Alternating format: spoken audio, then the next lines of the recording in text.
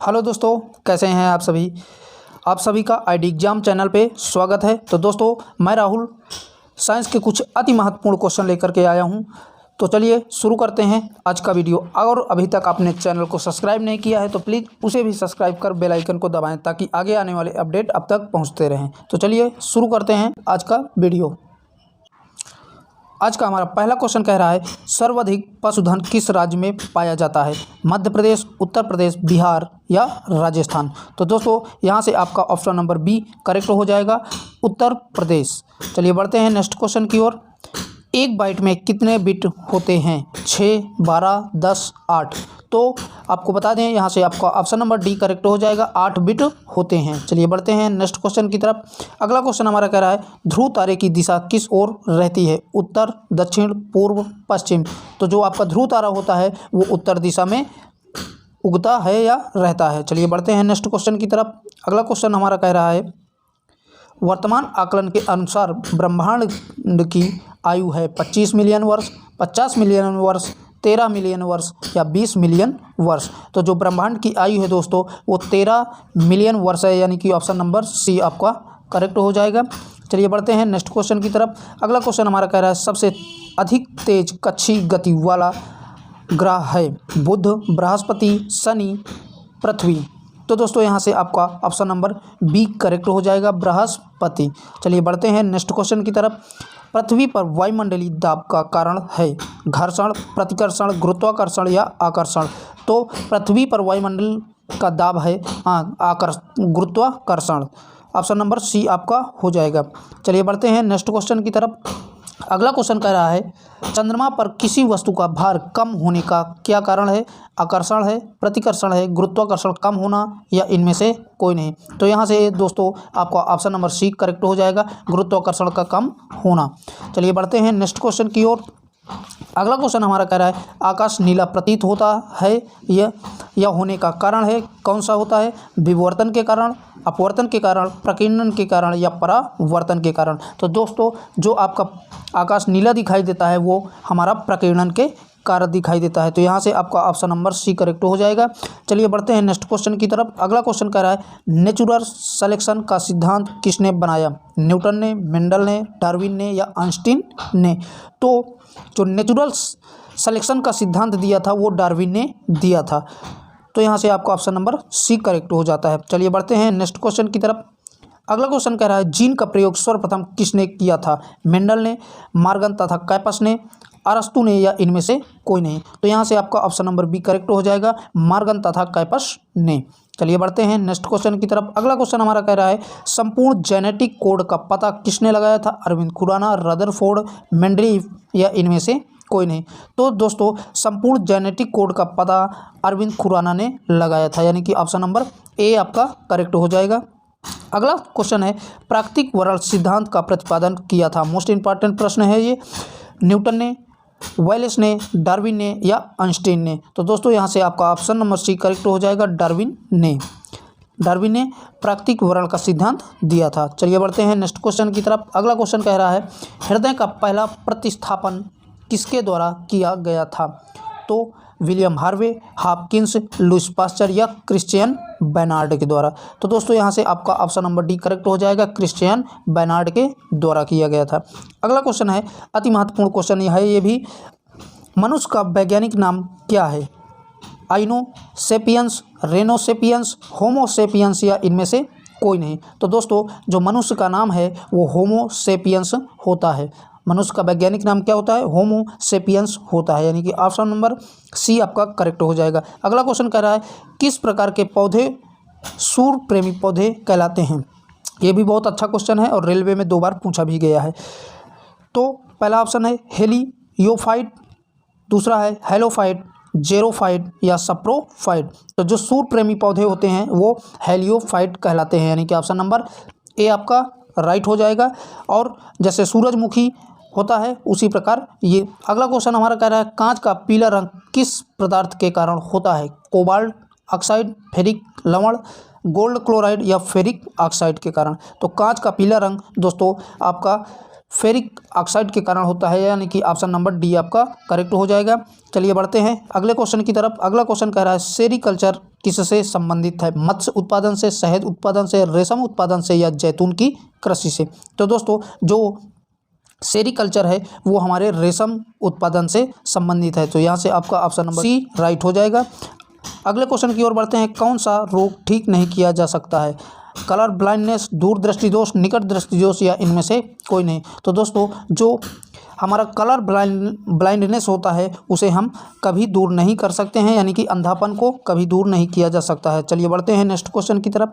अगला का क्वेश्चन कह रहा है निमोनिया रोग किसके कारण होता है? बैक्टीरिया, शैवाल, कवक या वायरस? तो दोस्तों जो निमोनिया रोग होता है वो बैक्टीरिया के कारण फैलता है। तो आपका ऑप्शन नंबर ए करेक्ट हो जाएगा।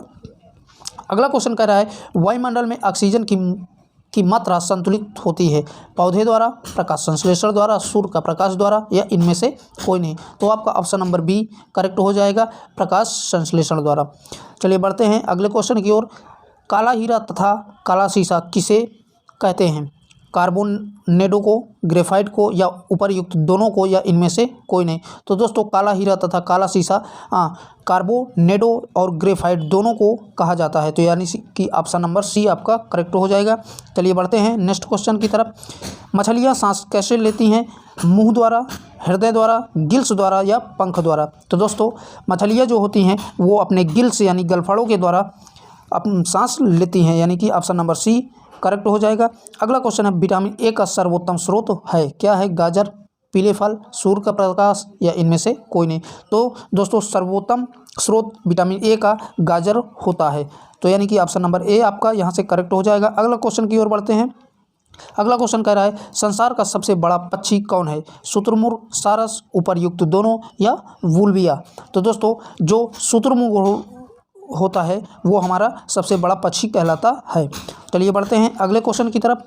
अगला क्वेश्चन कह रहा है हीरे का चमकना तथा मृग मारीच का बनने का कारण है? पूर्ण आंतरिक परावर्तन, परागण, परासरण या अपवर्तन? तो दोस्तों जो हीरे का चमकना होता है और मृग मारीचिका जो बनती है वो पूर्ण आंतरिक परावर्तन के कारण बनती है। तो ऑप्शन नंबर ए करेक्ट हो जाएगा। अगला क्वेश्चन कह रहा है अधिक चालक की प्रतिरोधकता होती है? ऋणात्मक, धनात्मक, शून्य या कोई नहीं? तो दोस्तों जो अधिक चालकता की प्रतिरोधकता होती है वो 0 यानी कि शून्य होती है, यानी ऑप्शन नंबर सी करेक्ट हो जाएगा। अगला क्वेश्चन कर रहा है निम्न में आम का वैज्ञानिक नाम है? राना टिग्रीना, मैजीफेरा इंडिका या पेरीफेरा या इनमें से कोई नहीं? तो दोस्तों यहाँ से आपका ऑप्शन नंबर बी करेक्ट हो जाएगा, मैजीफेरा इंडिका।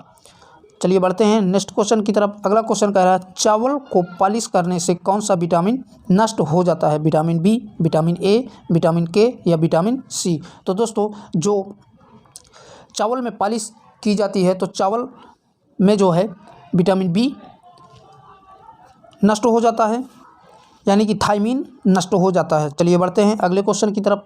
पीतल कौन सा धातु है? धातु है, अधातु है, उपधातु है या मिश्र धातु है? तो दोस्तों यहाँ से आपका ऑप्शन नंबर डी करेक्ट हो जाएगा, यानी कि मिश्र धातु। अगला क्वेश्चन है 1 बिलियन का पीएच मान 3 है तो बिलियन होगा? क्षारीय होगा, उदासीन होगा, अम्लीय होगा या इनमें से कोई नहीं? तो दोस्तों आप सभी जानते हैं कि अगर 7 से कम रहता है पीएच मान तो वो हमेशा हमेशा क्या रहता है? अम्लीय होता है। अगर 7 से अधिक है तो क्या होगा? क्षारीय होगा, और 7 रहेगा तो उदासीन रहेगा। चलिए बढ़ते हैं नेक्स्ट क्वेश्चन की तरफ। अगला क्वेश्चन हमारा कह रहा है अम्लीय वर्षा के जल का संभावित पीएच मान है?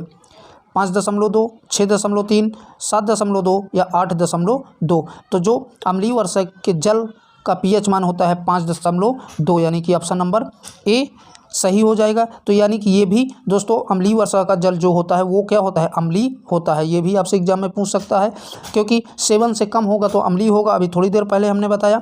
अगले क्वेश्चन की ओर बढ़ते हैं। प्लास्टर ऑफ पेरिस में कितने अणु क्रिस्टल जल के होते हैं? तो 1, 2, 3, 4।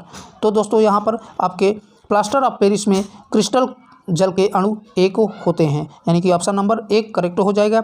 अगला क्वेश्चन हमारा कह रहा है परावर्तनी भट्ठी का उपयोग होता है? किसमें होता है? प्रगलन में, निष्ठापन में, बेरस्मरीकरण में या अतिशीलन में? तो दोस्तों यहाँ से आपको ऑप्शन नंबर बी करेक्ट हो जाएगा, किसमें? निष्ठापन में किया जाता है। चलिए बढ़ते हैं नेक्स्ट क्वेश्चन की तरफ।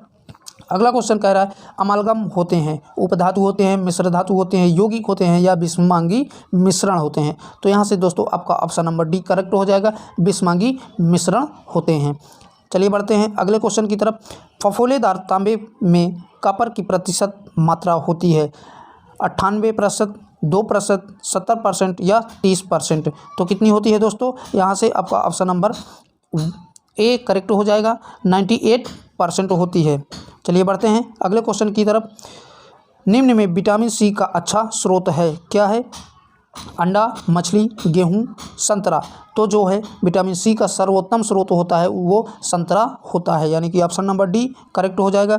चलिए बढ़ते हैं अगले क्वेश्चन की तरफ। अगला क्वेश्चन हमारा क्या कह रहा है? निम्न में ऊर्जा किसकी मुद्रा है?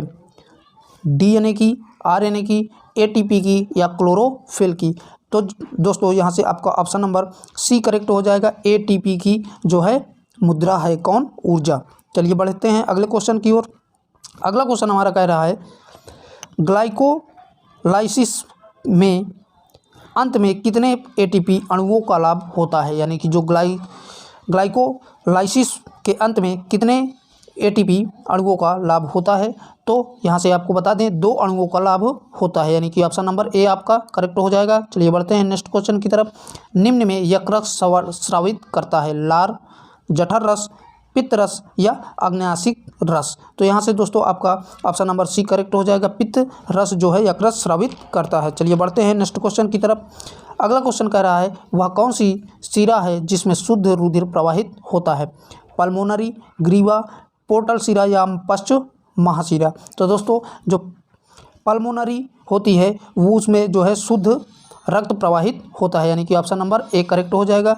बढ़ते हैं अगले क्वेश्चन की तरफ। रुधिर के कितने समूह होते हैं? 2, 0, 4, 8। तो रुधिर के दोस्तों 4 समूह होते हैं, यानी ऑप्शन नंबर सी करेक्ट हो जाएगा। चलिए बढ़ते हैं नेक्स्ट क्वेश्चन की तरफ। अगला क्वेश्चन कह रहा है पौधों में भोजन का स्थानांतरण होता है किसके द्वारा होता है? जाइलम द्वारा, फ्लोएम द्वारा, कार्टेक्स द्वारा या मज्जा द्वारा। तो दोस्तों जो पौधों में भोजन का स्थानांतरण होता है वो हमारा किसके द्वारा होता है? फ्लोएम द्वारा होता है। तो यानी कि ऑप्शन बी आपका करेक्ट हो जाएगा। चलिए बढ़ते हैं नेक्स्ट क्वेश्चन की तरफ। अगला क्वेश्चन कह रहा है अमोनिया को यूरिया में परिवर्तित करता है अग्नाशय, यकृत, आमाशय या वृक्क। तो दोस्तों जो अमोनिया को यूरिया में हमारे शरीर में परिवर्तित करता है वो हमारा कौन है? यकृत होता है। तो यानी कि ऑप्शन नंबर बी आपका करेक्ट हो जाएगा। अगला क्वेश्चन कह रहा है कौन सा मानव में मादा जनन तंत्र का भाग नहीं है? अंडाशय, गर्भाशय, शुक्र वाहिका या डिंब वाहिनी। तो यहाँ से आपका ऑप्शन नंबर सी करेक्ट हो जाएगा, शुक्र वाहिका। चलिए बढ़ते हैं अगले क्वेश्चन की तरफ। निषेचन के बाद पुष्प का कौन सा भाग फल में बदल जाता है?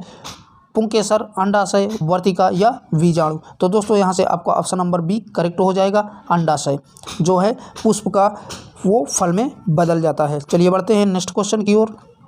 अगला क्वेश्चन हमारा कह रहा है किसका दृष्टि क्षेत्र सबसे अधिक होता है? समतल दर्पण का, उत्तल दर्पण का, अवतल दर्पण का या इनमें से कोई नहीं। तो दोस्तों जो उत्तल दर्पण होता है उसका दृष्टि क्षेत्र बहुत ही अत्यधिक होता है, यानी कि ऑप्शन नंबर बी आपका करेक्ट हो जाएगा। चलिए बढ़ते हैं अगले क्वेश्चन की तरफ। उत्तल दर्पण से बने प्रतिबिंब की प्रकृति होती है कैसी होती है? वास्तविक व सीधा, आभासी व सीधा, आभासी व उल्टा या वास्तविक व उल्टा। तो दोस्तों यहाँ से आपका ऑप्शन नंबर बी करेक्ट हो जाएगा, आभासी व सीधा। उत्तल दर्पण द्वारा जो प्रतिबिंब बनता है वो आभासी व सीधा होता है। अगला क्वेश्चन कह रहा है समतल दर्पण द्वारा बना प्रतिबिंब का आवर्धन होती है क्या होती है? 1 होती है या 1 से कम होती है या 1 से अधिक होती है या अनंत होती है? तो दोस्तों जो समतल दर्पण द्वारा प्रतिबिंब बनता है उसकी आवर्धन क्षमता 1 होती है, यानी कि ऑप्शन नंबर 1 करेक्ट हो जाएगा। चलिए बढ़ते हैं नेक्स्ट क्वेश्चन की तरफ। अगला क्वेश्चन हमारा कह रहा है प्रकाश का वेग सबसे अधिक होता है वायु में, जल में, कांच में या निर्वात में? तो दोस्तों प्रकाश का वेग जो होता है वो आपका निर्वात में सर्वाधिक होता है, यानी ऑप्शन नंबर डी करेक्ट हो जाएगा। अगला क्वेश्चन कह रहा है दूरदृष्टि दोष के कारण प्रतिबिंब बनता है कहाँ पर बनता है? रेटिना पर बनता है, रेटिना के पीछे बनता है या रेटिना के आगे बनता है या नेत्र लेंस पर बनता है? तो दोस्तों जो व्यक्ति दूरदृष्टि से दोषित होता है उसका प्रतिबिंब रेटिना के पीछे बनता है, यानी ऑप्शन नंबर बी करेक्ट हो जाएगा। चलिए बढ़ते हैं अगले क्वेश्चन की तरफ।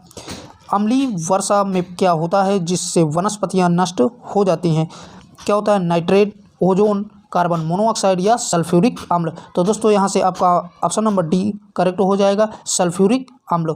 तो दोस्तों वीडियो कैसी लगी कमेंट बॉक्स में ज़रूर बताएं और अपने दोस्तों को ज़्यादा से ज़्यादा शेयर करें। तब तक के लिए बाय बाय, टेक केयर। और चैनल को अभी तक सब्सक्राइब नहीं किया है तो प्लीज़ उसे भी सब्सक्राइब कर बेल आइकन को जरूर दबाएं। फिर मिलूँगा